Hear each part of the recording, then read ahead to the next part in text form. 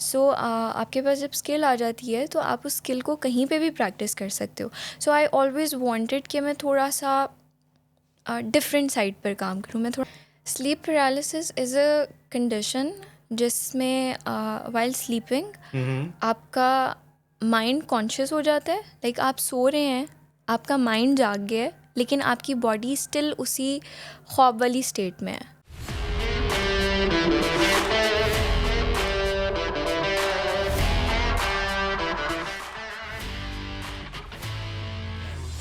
Hey, this is your host Mudassir Ahmad. अस्सलाम वालेकुम. उम्मीद करता हूँ आप बिल्कुल खैरियत से होंगे. तो नए पॉडकास्ट के साथ हाजिर हैं जनाब आपकी खिदमत में. तो आज का पॉडकास्ट थोड़ा सा हमारा डिफरेंट होने जा रहा है बाकी पॉडकास्ट से.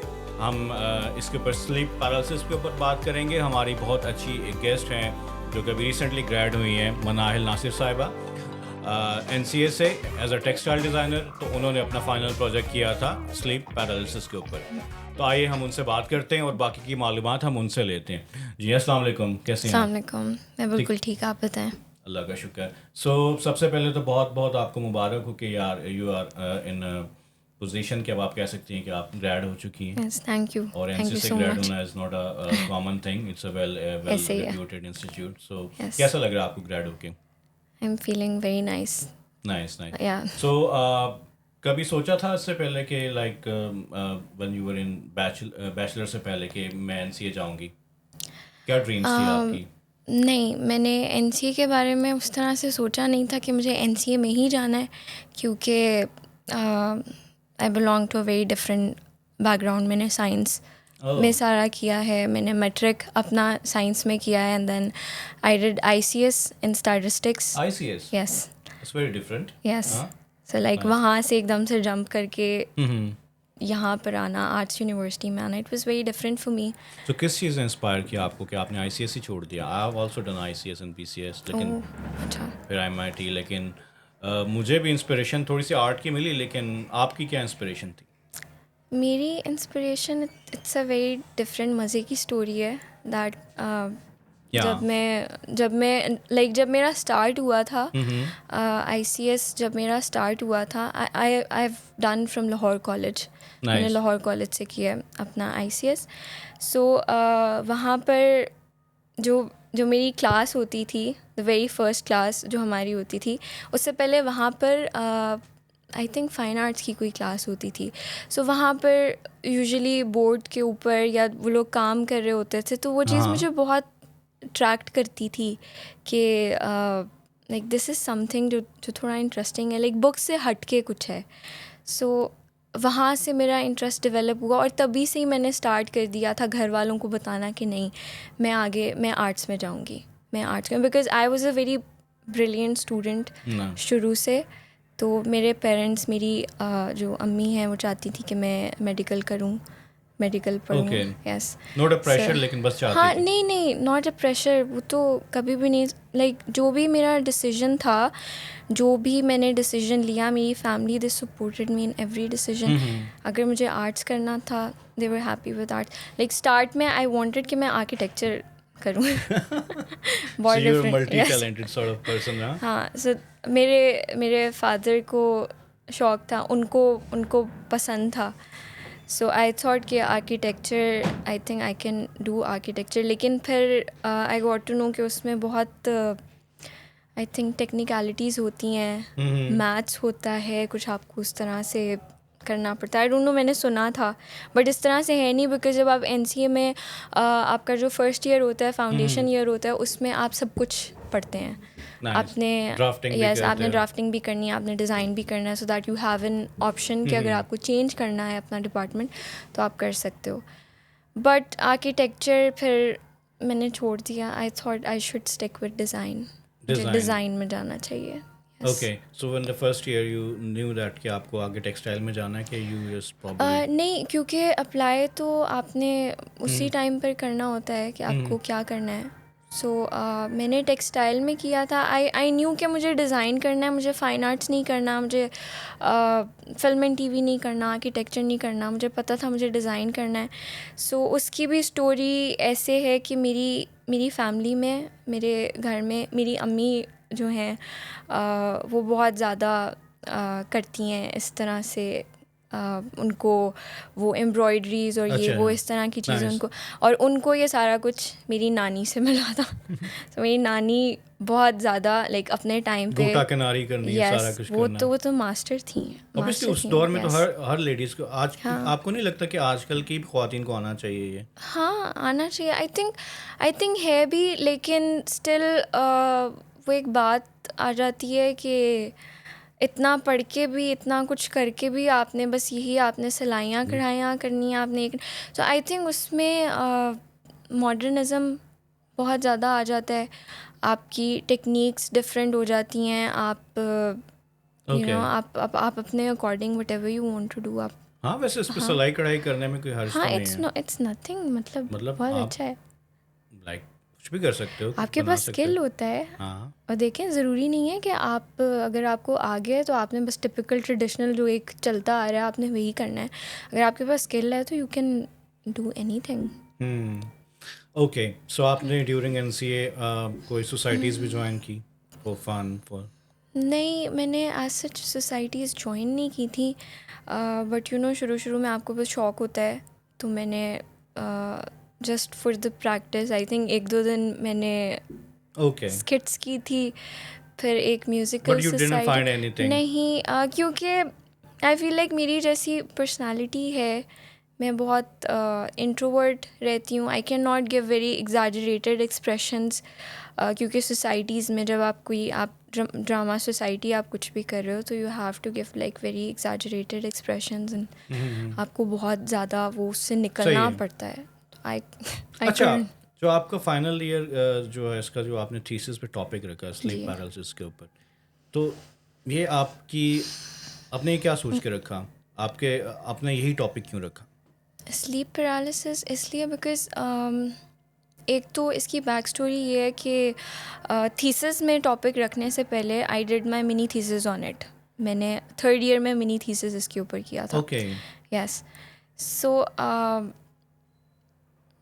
अच्छा, अगर just make it like easy for the audience, as sleep paralysis है क्या, बहुत सारे लोगों को नहीं पता होगा।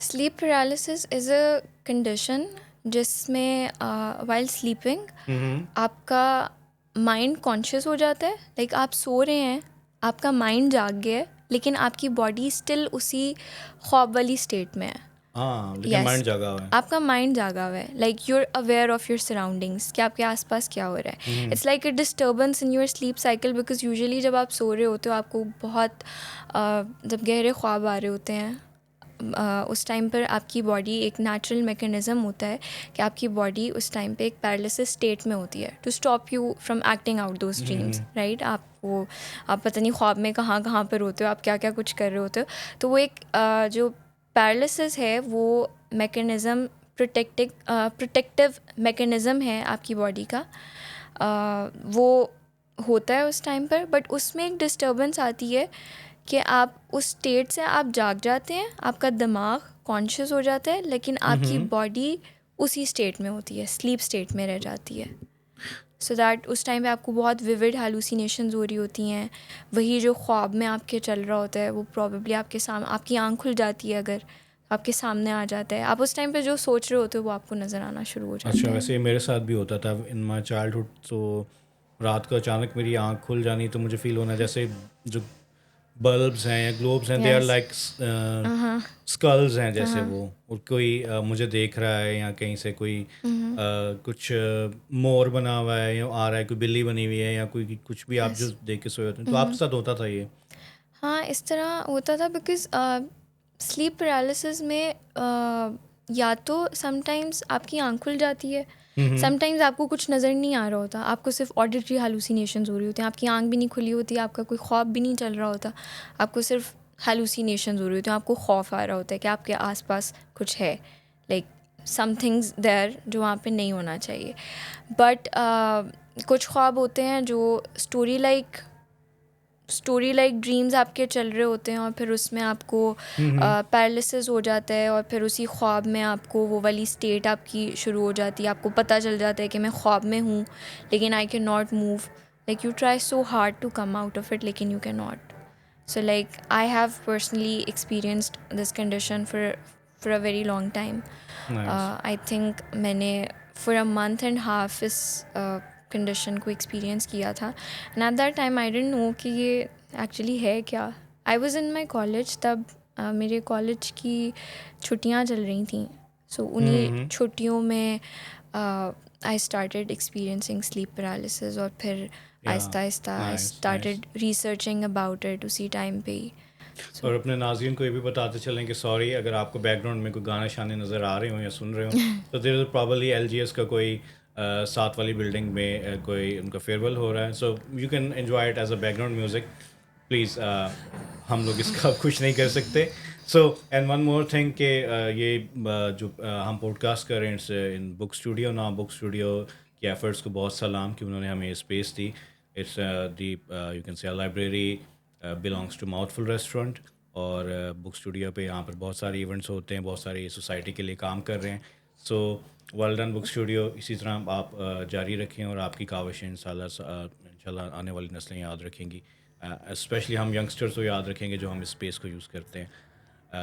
और now back to the podcast. अच्छा, तो कितने % लोगों को आपने ये सुना है कहते हुए कि यार मुझे ये होता है, या लोग बताते नहीं हैं?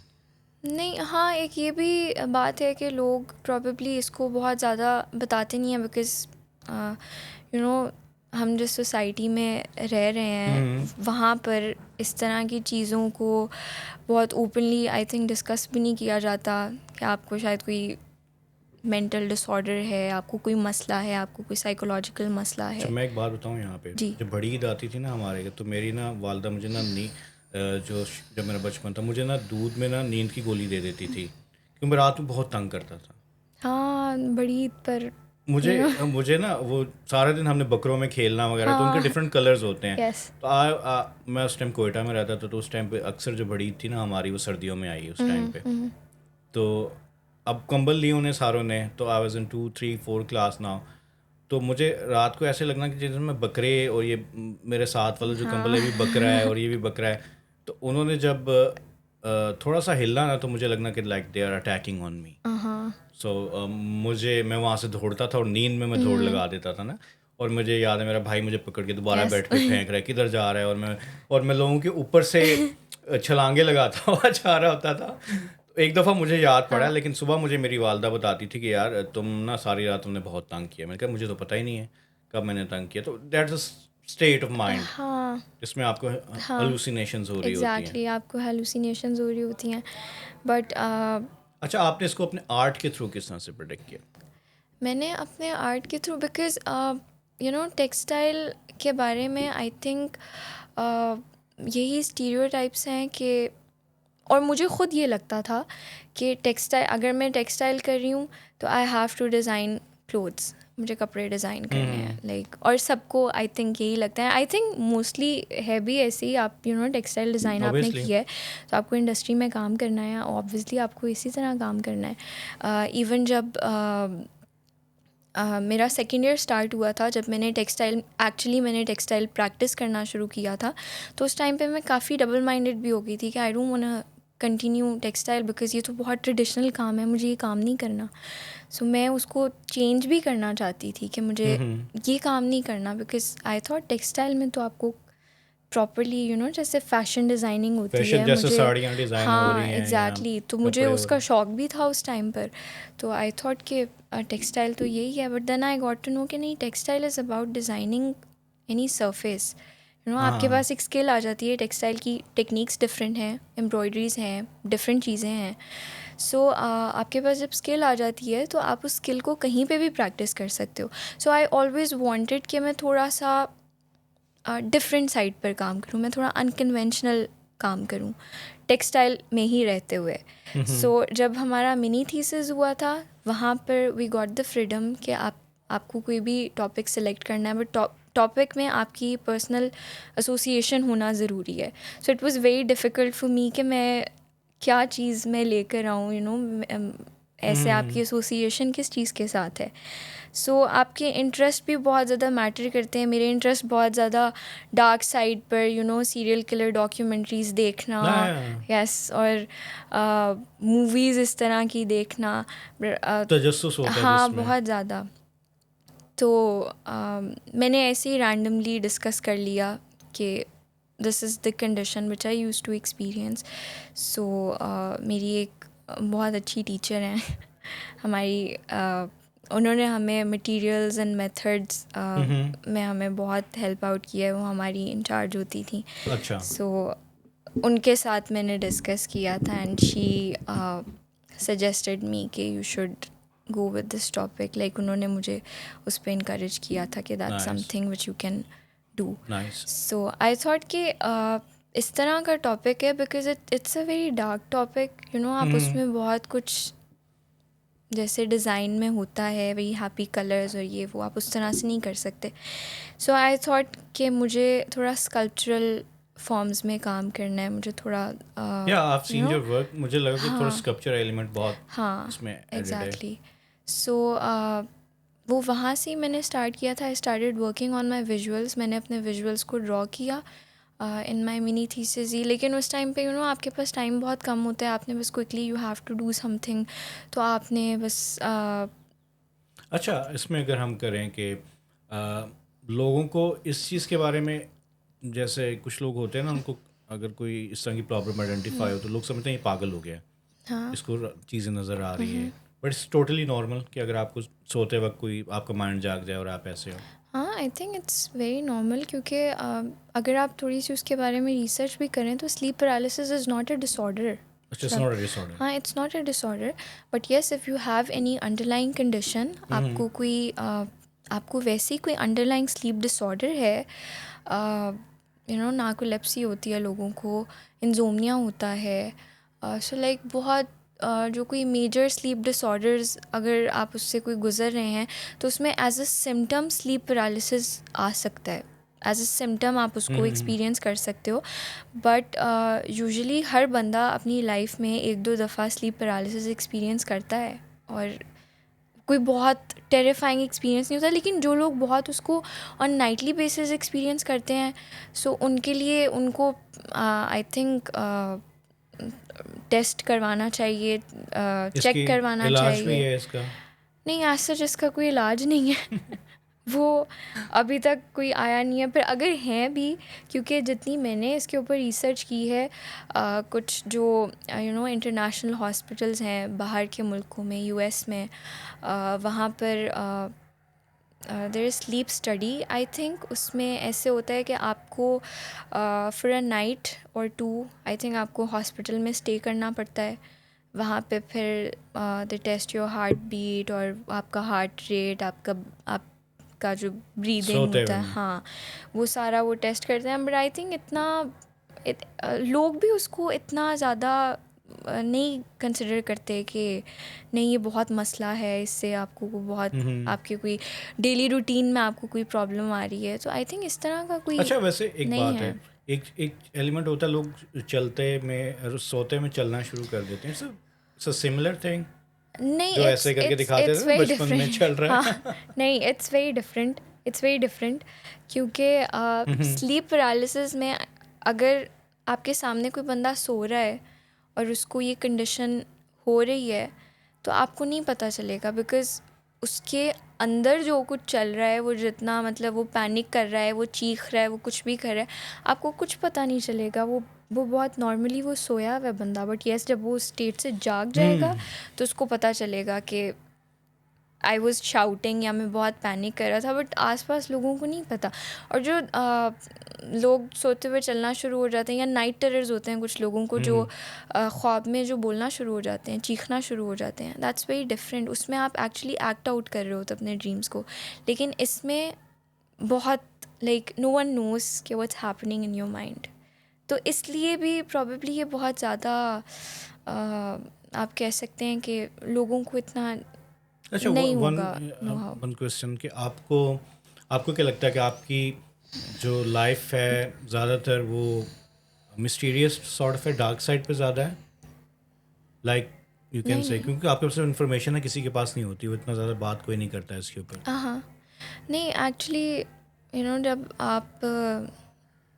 आप जब किसी चीज़ से ख़ुद भी गुज़र रहे होते हैं तो फिर आप उसके बारे में बहुत रिसर्च करते हैं, क्योंकि मैं तो यहाँ पर आई भी नहीं थी, मैं तो NCA में भी नहीं आई थी, डिज़ाइन वाले फेज़ में भी नहीं आई थी, मुझे पता भी नहीं था कि मैं इसके ऊपर काम करूँगी. मैं तो आई वाज इन माय कॉलेज, मैं अपने कॉलेज के फ़र्स्ट ईयर में थी जब आई यूज्ड टू एक्सपीरियंस, और फिर मैंने उसके बारे में बहुत ज़्यादा रिसर्च करना शुरू किया कि ये क्यों होता है. और फिर इसके बारे में बहुत, जब भी आप इंटरनेट पे आप सर्च करें, साइंटिफिक इंटरप्रिटेशंस तो इसके बारे में आती हैं, बट बहुत सारे मिथ्स हैं इससे रिलेटेड. इस पे मूवीज भी बनी हैं, एसोसिएशंस बहुत ज़्यादा हैं इसके साथ.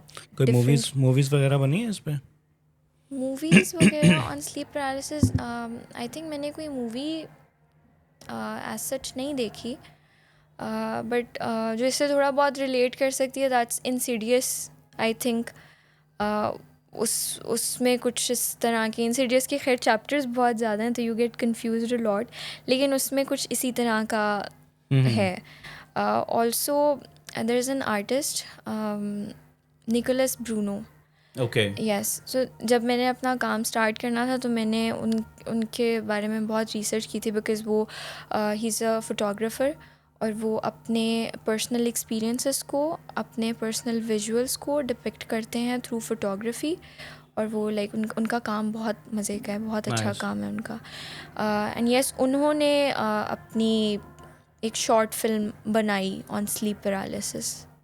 मैंने उनके बहुत ब्लॉग्स पढ़े थे, मैंने उनके इंटरव्यूज़ सुने थे, और उनका काम देखा था, उनकी मूवीज़, जो शॉर्ट फिल्म्स उन्होंने बनाई. सो लाइक वो सबसे पहला काम था जो मुझे पता चला था कि ये स्लीप पैरालिसिस के ऊपर भी काम होता है, किया जा सकता है, लोग करते हैं. फिर आहिस्ता आहिस्ता आपकी जो केस स्टडीज़ होती हैं उसमें फिर मैंने there was a fashion designer, उनकी एक कलेक्शन थी पूरी, उन्होंने अपनी कलेक्शन लॉन्च की थी on her personal visuals. Nice. तो लोगों का कैसा रिस्पांस था इसके ऊपर?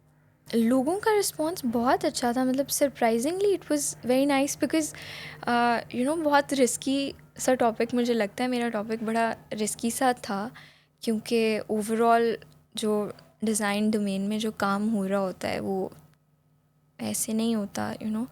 मेरा काम बहुत, मैंने कॉन्सेप्चुअल बहुत बोल्ड एक्सप्रेशंस के साथ आप एक अपना पर्सनल एक्सपीरियंस दिखा रहे हैं, आप एक अपना पर्सनल एक्सपीरियंस बता रहे हैं, तो इट्स वेरी रिस्की कि लोगों को पसंद आता है या नहीं पसंद आता. But surprisingly I got very good reviews. Like लोग आते थे और दे यूज़ टू कनेक्ट देमसेल्व्स कि हाँ आई कैन रिलेट यहाँ पर, कि ये मेरे साथ भी ऐसे हुआ हुआ है, मेरे साथ भी ऐसे हुआ हुआ है. सो एक्सपीरियंसेस तो मेरे पर्सनल थे. आपने एक तरह का थोड़ी आगाही भी दी है कि like it's not a disorder, you can like talk about it. Exactly. और फिर आई थिंक ये भी बात है कि लोगों को एक फ्रीडम भी मिलता है, फ्रीडम भी पता चलता है कि you can talk about it, you can work. अच्छा, लाइफ इफेक्ट होती है इससे किसी भी किस्म से? नहीं होती. सुबह उठ के बंदा भूल जाता है, ईजी होता? नहीं, मैं भूलती नहीं थी. मैं यूजुअली, मुझे मेरे ख्वाब भी याद रहते, मुझे मेरे बहुत पुराने ख्वाब भी याद हैं. आई डोंट नो, ये तो अच्छा. हाँ, ये तो सबके साथ प्रॉबेबली डिफरेंट होता है, बट क्योंकि मुझे याद था, मुझे याद रहता था, तो मैंने अपना काम भी ऐसे ही किया था कि I used to narrate down my episodes. Yes. अच्छा, मेरे साथ एक बड़ा अजीब सा सीन होता था कुछ साल पहले कि जैसे एक मैंने ख्वाब देखा है ना, तो उसके कुछ दिन बाद उसको आपकी ना अगली एपिसोड आ जाती थी मेरे जहन में, और वो ख्वाब वहीं से कंटिन्यू हो जाता था. और मैंने एक दो लोगों को बताया तो उन्होंने मुझे कहा कि यार तुम ना पागल वाली बातें कर रहे हो. तो मैंने कहा यार मुझे उसने ख्वाब की ना सेकंड एपिसोड आई और वो ख्वाब वहीं से शुरू हुआ है. तो होता है, और मुझे ख्वाब याद रहते हैं, अक्सर लोगों को नहीं रहते याद. हाँ, मोस्टली लोग सुबह उठते हैं भूल जाते हैं. So you have a good memory. हाँ, इस मामले में I have a good memory. मुझे मेरे ख्वाब सारे विद डिटेल्स मुझे याद रहते हैं. So, मैं ये काम भी मैंने ऐसे ही किया था कि I used to narrate down my dreams, और फिर अच्छा, ये बड़ा इंटरेस्टिंग है. हाँ, अपने ख्वाबों को लिख के, और फिर आपने अपने हर ख्वाब में से अपने विजुअल्स निकाले. मैं अपने विजुअल्स लिखती थी. One second. इस काम से पहले भी आप अपने ख्वाब लिखती थी? हाँ, आई यूज मतलब उस तरह प्रॉपरली लिखती नहीं थी, but what ever I am seeing, कुछ भी आपको नज़र आ रहा है, आपकी मेमोरी में रह जाता था. आई यूज टू ड्रॉ इट छोटी सी एक स्केच बुक पे आई यूज टू ड्रॉ इट. बड़ा मज़ा आ रहा है. मतलब इसके ऊपर मज़ीद काम भी आप करेंगी इन फ्यूचर? हाँ इंशाल्लाह I will be working on it. अच्छा, एक चीज़ थी बड़ी मेरे जहन में कि यार एक बंदा काम करता है और उसकी खुशी होती है कि यार ये निकल भी जाए. ड्यूरिंग थीसिस बिकता है लोगों का, साड़ियाँ बिकती हैं, रुमाल बिकते हैं और पता नहीं बुक्स बिकती हैं. उनके उन्होंने जो सोफ़े वगैरह बनाए होते हैं, कुछ लैंप्स बनाए होते हैं, किसी ने, सब बिकते हैं. प्रोडक्ट्स पूरे आपने बनाए बट हुए आपको होते नहीं लगता था कि आप लॉस में भी जाओगी? हाँ मुझे आइडिया था बिकॉज़ जब आप टेक्सटाइल वाली डोमेन में अगर आप काम कर रहे हो तो you have to design as a designer, you have to design for others. आपको लोगों के लिए काम करना होता है. सो मैं जब इसके ऊपर काम कर रही थी मुझे बहुत ज़्यादा ये वाली चीज़ तो थी ऑब्वियसली कि यहाँ पर आप इतना एक्सप्रेसिव होके काम कर रहे हो, आप इतना पर्सनल काम कर रहे हो, आपके पर्सनल एक्सपीरियंसेस हैं, तो वहाँ पे उस तरह से लोग भी फाइन आर्ट्स वाली साइड पर तो उस तरह से लोग भी जा रहे होते हैं, क्यूरेटर्स जा रहे होते हैं, दे गोना सी. सो यहाँ पर उस तरह से नहीं था but I was okay with it क्योंकि मतलब इट वाज लाइक आपकी सेल्फ मुतमईन हो रही थी उससे. हाँ क्योंकि आई न्यू कि मुझे इसी फील्ड में काम करना है और मुझे जो मैं कर रही हूँ I was satisfied with it कि मुझे इस तरह से if I want to go for art pieces मुझे अपने पर्सनल एक्सपीरियंसेस से मुझे उस तरह से बिकॉज़ जिस टाइम में आप काम कर रहे होते हो तो उस टाइम पे आपको थोड़ी इंकरेजमेंट, आपको अगर कोई डिस्करेज कर रहा हो ना कि नहीं आप इसको आप किस तरह लेके जाओगे आगे, क्या लेकर उस पे क्या काम करोगे, किस तरह से काम करोगे, तो उसके लिए आई वाज क्लियर, मेरा माइंड क्लियर था कि मुझे आगे फर्दर मुझे किस तरह से काम करना है. सो वो इतना ज़्यादा मुझे इफ़ेक्ट नहीं किया था. प्लस यस ऐसे भी नहीं है कि आप बिल्कुल ही लॉस में जा रहे थे. आपका इतना प्रोसेस वर्क होता है, आपका इतना काम होता है. और जो आपने प्रोडक्ट्स भी बनाए थे they were not just art pieces, उनमें दे वर फंक्शनल, उनको as lamps you can use because आपको एज अ डिज़ाइनर ही इन दी एंड काम करना था ना, आपको बिल्कुल एक्सप्रेसिव होकर एज अ फाइन आर्टिस्ट काम नहीं करना. टीचर्स का कैसा रिस्पॉन्स था इस प्रोजेक्ट के ऊपर, कैसी सपोर्ट थी? टीचर्स का रिस्पॉन्स भी इट वाज गुड, लेकिन स्टार्ट में था ना क्योंकि textile it was very risky, बहुत ज़्यादा. Like I can not tell you कि मैं बिल्कुल एंड पे आके मेरा फाइनलाइज हुआ था कि मुझे किस चीज़ पे मुझे काम करना है, लाइक मेरा जो एंड प्रोडक्ट होगा वो कैसे होगा. सो लाइक वहाँ पर अपने विजुअल्स निकालना, उस काम को बहुत ज़्यादा पर्सनलाइज करना was a very big task कि उसको अपना काम दिखाना. बिकॉज स्लीप पैरालिसिस हर कोई एक्सपीरियंस करता है, वो आपका स्लीप पैरालिसिस है, उसको बताना, उसको दिखाना was very it's really amazing, you have done amazing work. और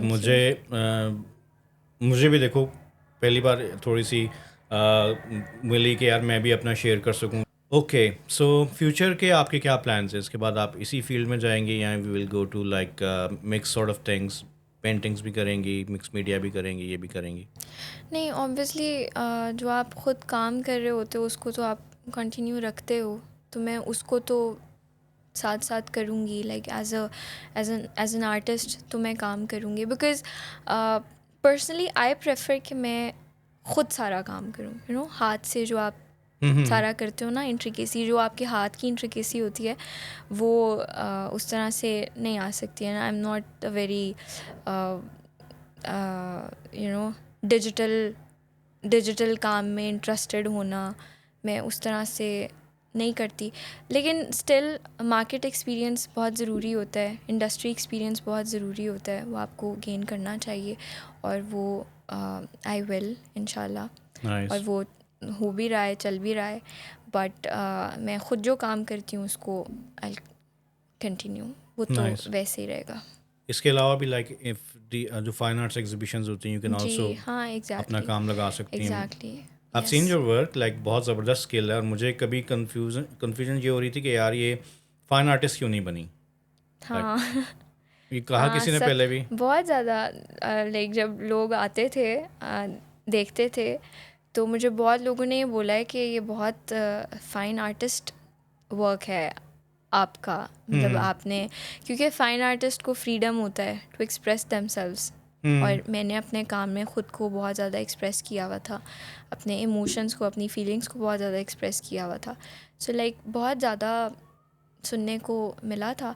but I think as a textile designer जो आपके पास स्किल आती है, जो आपके पास डिफरेंट टेक्निक्स आप लर्न करते हो, तो वो आप, ठीक है, अगर मैंने कर लिया तो I can work as a designer भी, और मैं एज अ विजुअल आर्टिस्ट भी काम कर सकती हूँ, मैं एज अ फाइन आर्टिस्ट भी काम कर सकती हूँ. Because I learned one thing जब मैं टेक्सटाइल कर रही थी कि क्योंकि स्टार्ट में एज आई टोल्ड यू कि मुझे बहुत होता था कि this is not my type of work, मुझे तो फैशन वाली साइड पर इंटरेस्ट था.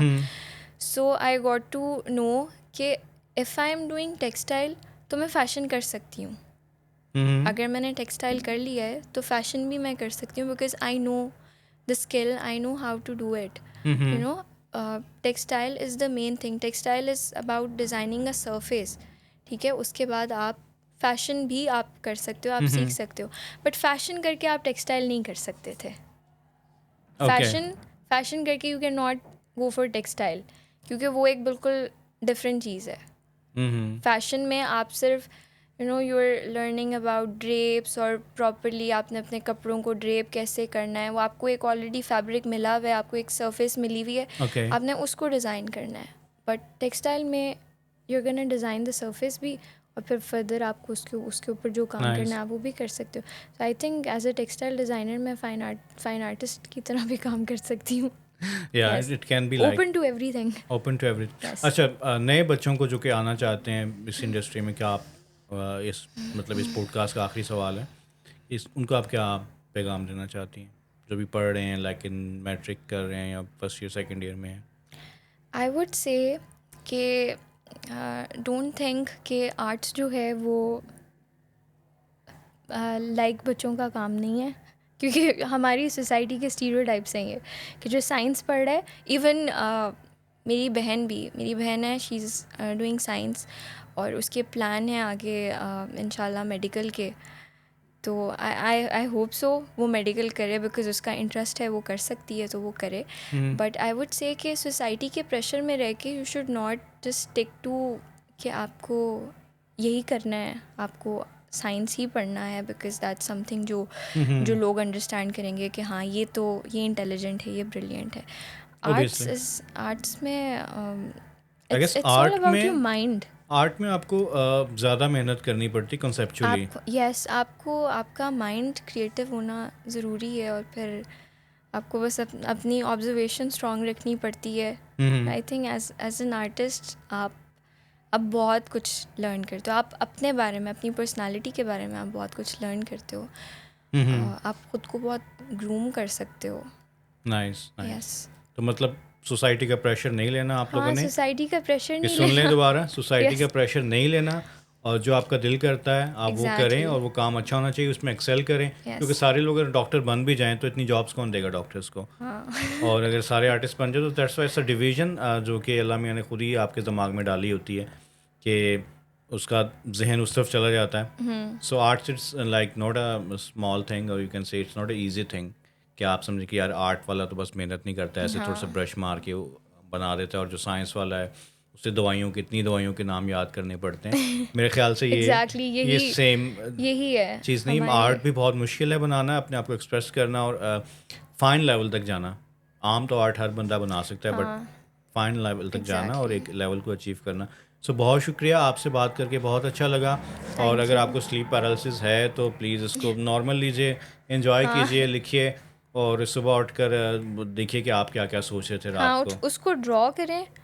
इट्स लाइक आप एक सिनेमा में बैठे हुए हैं फर्स्ट रो में, और आपके बस सामने आपका ख्वाब चल रहा है, और आप जो सोच रहे हैं आप उसको अपने सामने ला सकते हैं. इट्स वैसे डिफरेंट फ्रॉम लूसिड ड्रीमिंग. एक लूसिड ड्रीमिंग भी वो खैर बहुत डिफरेंट टॉपिक है, वो तो बहुत अलग साइड पर चला जाता है. But yes, enjoy your sleep.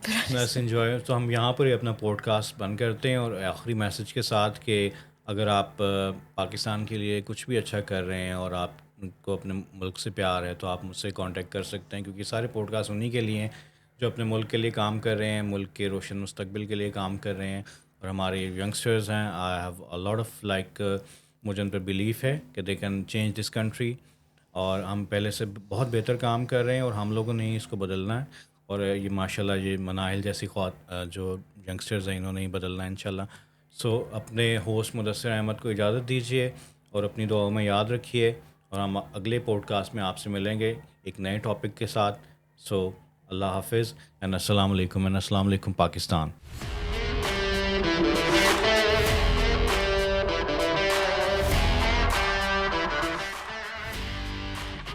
Ji, it's a music society था, तो उसमें मैं यूकेलेली पर थी, but I couldn't complete it because I had to go out of city, तो वो बहुत स्ट्रिक्ट होता है, societies are very strict. I was introvert start में, बट देन आई थिंक वो एक एम्बीवर्ट पर्सनालिटी होती है आपकी, जिसमें आप जिन लोगों के साथ यू नो कि आपको इंट्रोवर्ट रहना चाहिए वहाँ पे आप इंट्रोवर्ट होते हो, बट देन बाकी सब बहुत हंसते खेलते हैं। हाँ, जो आपके बहुत करीबी लोग होते हैं उनके साथ आई एम एक्सट्रोवर्ट। म्यूज़िक ये सवाल बड़ा इंपॉर्टेंट है, मैं चाह रहा हूँ म्यूज़िक बंद हो तो मैं पूछूं।